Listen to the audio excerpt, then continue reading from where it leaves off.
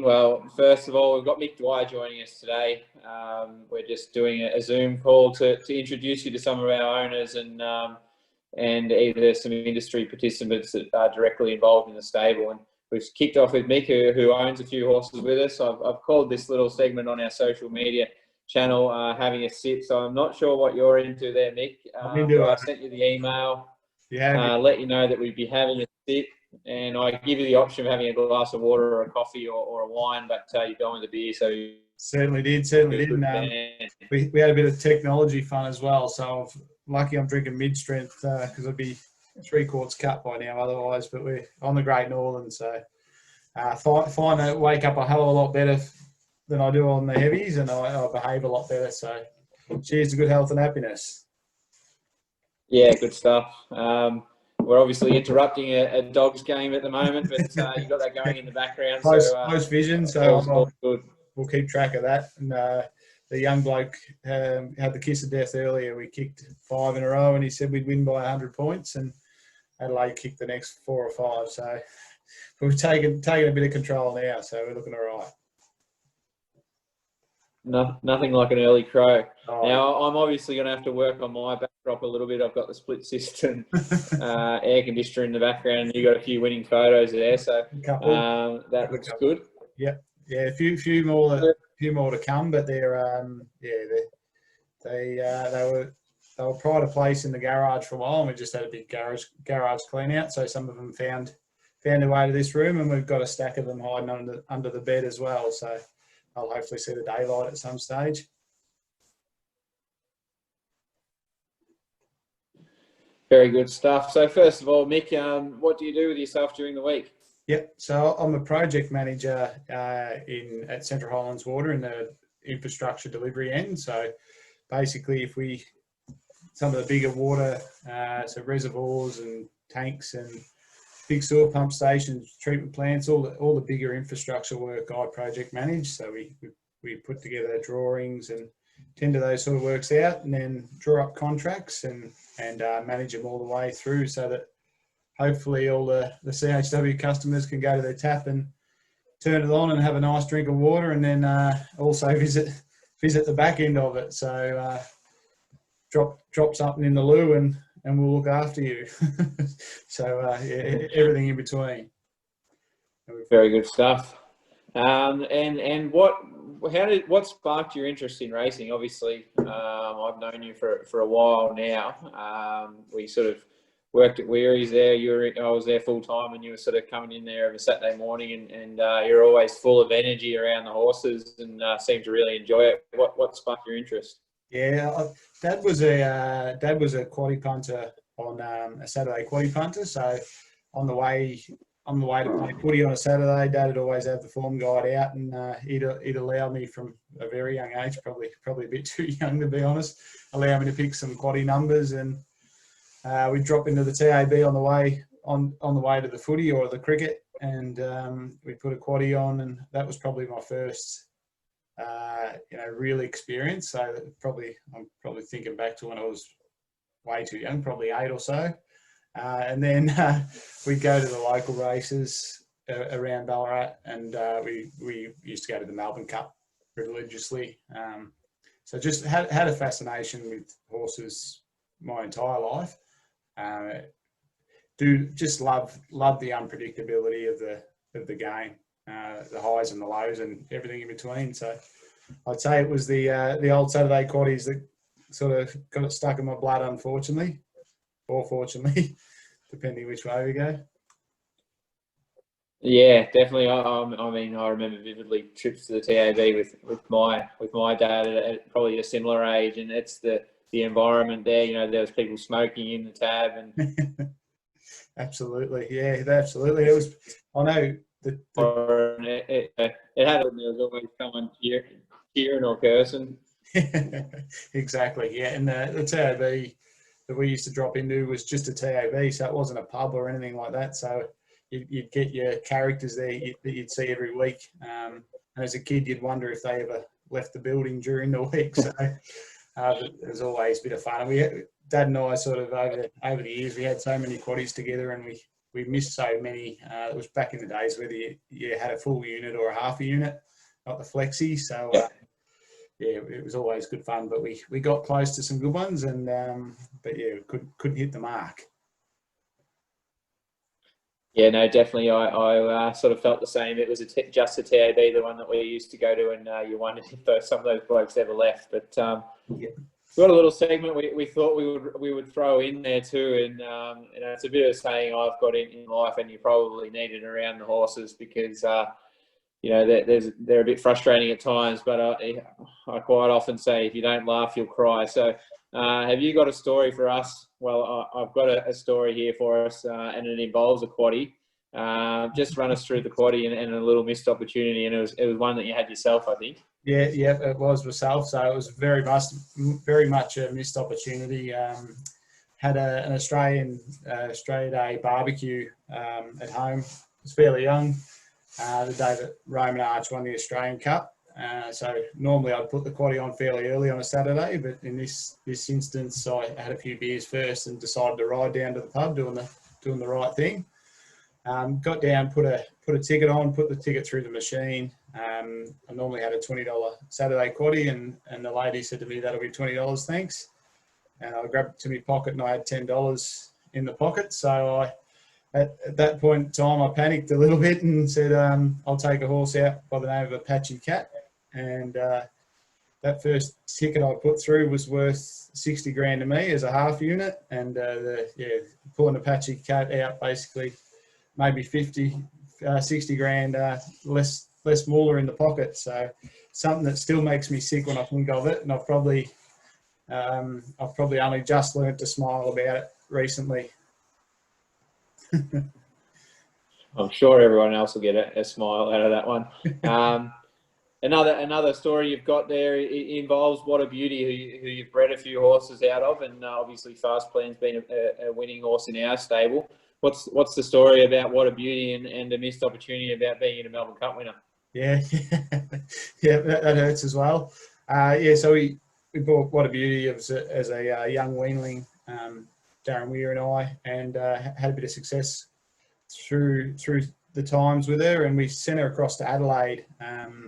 At that point in time, I was helping Darren sell horses. He was starting to buy yearlings with John Foote, and Jeremy Rogers was doing a bit of work at the stables. And I advertised a Pentire yearling at the time. It was a Pentire yearling that we weren't having any interest in selling, and so I was at the Adelaide races with Darren, and I backed. He had a 2-year-old. You might remember it was by Swansea by memory. It was a Limerick Lane horse. I'd say it would have been Moonlight Maids. It was actually. Mother, maybe. It was too. Yeah, it was actually.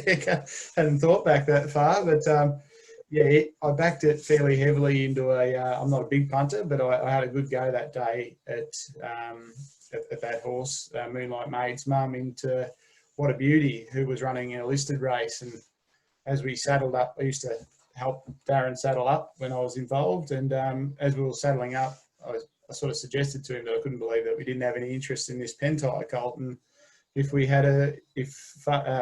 What a Beauty was to win, that I'd buy 30% of this Pentire colt. So we shook hands and had an agreement, and we finally got What a Beauty to be on the pace, which we were hanging out for. And she won battered the whole way to the line and finished 5th. And that horse ended up being Prince of Penzance. So yeah, I feel like I have more stiff as most people that are in the racing game for long enough. It feels like you have a lot more unlucky stories than lucky stories. So been close a couple of times, but yeah, haven't quite nailed it as yet. By the sounds of it, you might be over the Roman Arch story, but maybe not quite over that one yet. Yeah, it's a bit sooner. So I think Roman Arch probably goes back. It's probably 14 years. So Prince of Penzance, when did that win the Melbourne Cup? Would that be whatever year that was? But yeah, 15 or 16 or something like that. Yeah, so what have I got, another 10 years or so to feel better about that story? But I will. Yeah. So As we said, if you don't laugh, you'll cry, and Absolutely. you've probably got a few rippers there. But what about your best days on the racetrack? If we move away from those We'll look stories at that positive. probably were not quite over, what are your best days on a racetrack? Yeah. My best day at a racetrack wouldn't actually be my biggest win. It was the day that What a Beauty won her first start at Ballarat as a 2-year-old filly. So Darren and I had bought her as a weanling, and she was showing a lot of talent, but the 50% bills of horse bills consistently, as well as having a handful of other horses, was starting to add up. So Darren and I, on the belief that she was above average ability, sold shares, and we sold shares to the Marusi family in Adelaide and the Collicott family in Queensland. I give it a big spruik on the day, saying that we'd just go to Ballarat and win, and encouraged a few of the owners to make the long trip, which they did. About an hour, we put the money on, and about an hour before the race, Weary come up to me and said, "Oh, I was thinking about scratching this horse, this filly, because she's shin sore, and I don't know how she's going to go." So that was pretty nerve-wracking, having these owners looking at me, having sold it to them, thinking, they're in on a horse above average ability, thinking, shit, how am I going to explain this when it tails off 10 lengths last because it's sore? So I was fairly anxious for about an hour before the race, and I think I probably drank about 12 stubbies just in that final hour.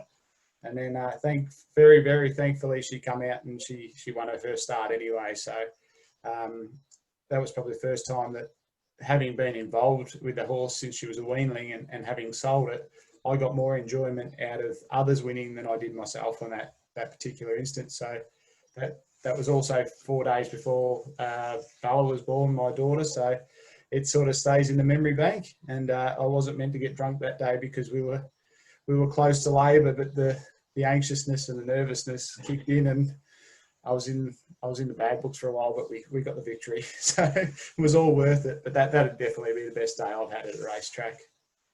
Yeah, I remember that day vividly. I remember she was pretty small, insignificant sort of a filly, and she'd shown ability, but she certainly was very shin sore on that occasion, and she did a good job to get over the line, and then probably showed her toughness. Obviously, you've had her and you've bred a few. Going forward, would you be more interested in breeding horses or buying them as yearlings or weanlings? Yeah, definitely. So I take my hat off to whoever breeds and does it for a long time. Having known a few people in the racing game that have bred horses for over 50 years, I've just got no idea how they've got the patience or the tolerance to do it. It takes a lot of time when you breed. It's an amazing feeling when you get one to the track after you've bred a horse.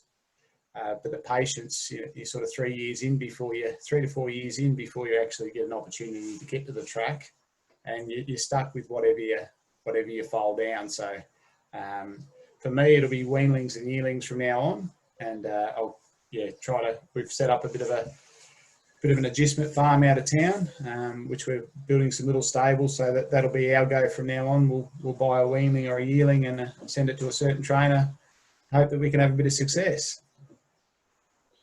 Good stuff. It's certainly a risky game, the breeding. I mean, I haven't dabbled in it myself, but I like to get to the yearling sales and see those yearlings, and hopefully by that time you've got a bit of an idea of how they're going to turn out, and you can also dismiss some, and you've probably got a little bit more of a chance, in my opinion. I agree. Obviously, you've been a part of the industry for a long time. You're passionate. You're pretty heavily entrenched, having that spelling farm and racing a few horses. What do you think, or how do you think the industry could improve for the owners? Yeah. I think I know what I'd like to see, but I've got no idea how to do it. But the biggest thing I see is affordability. It's an expensive industry to be involved with. And it's elective. It's not a mandatory. You don't have to be in racing. It's not like your power bills or your house loan. You select to be in it, and the monthly bills can add up at times. And I just think if the racing game can somehow increase your chances of making a profit on your investment, whether that's through, I've heard recent conversations about increasing maiden prize money, so it might be something of that nature. but just to give people more of an opportunity to buy in with a higher percentage of chance to actually to turn a profit. So I'm sure most of your listeners, and I'm certainly no different, we do it because we love it. Certainly not for financial gain, but it would be nice if the margins were, or the percentage, the likelihood of winning was a bit greater in the long term. So that'd be my thing, but exactly how you do it, I've got absolutely no idea.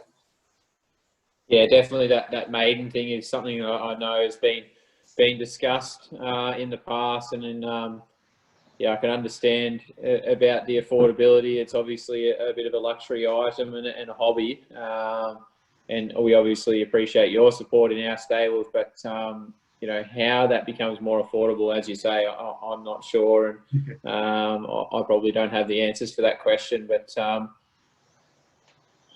we've sort of covered a bit of ground here, and it's been an enjoyable chat. But we've got another question for you, and then it's just how did you become involved in our stable, and why did you become involved in our stable? Yeah, I became.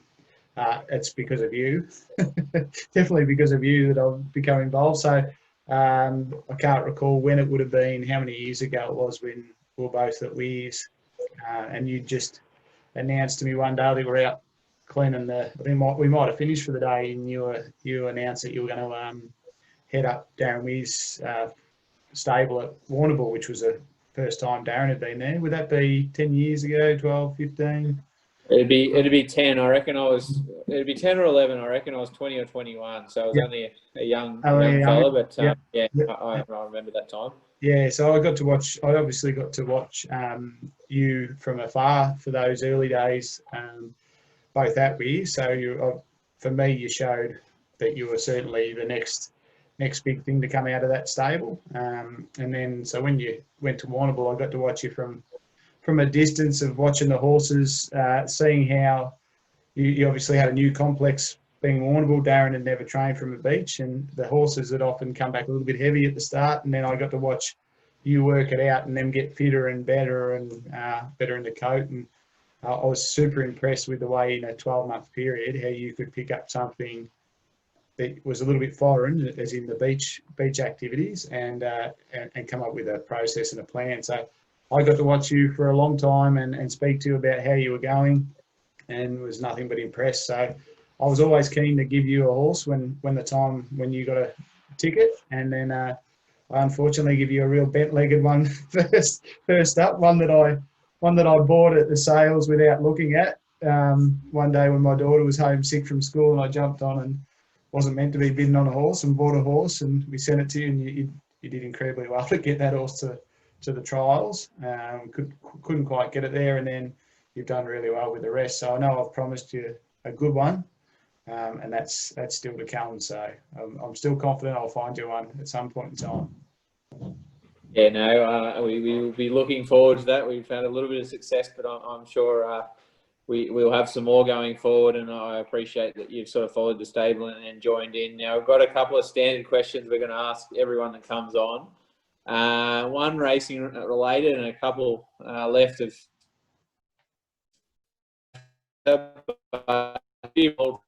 or back marker.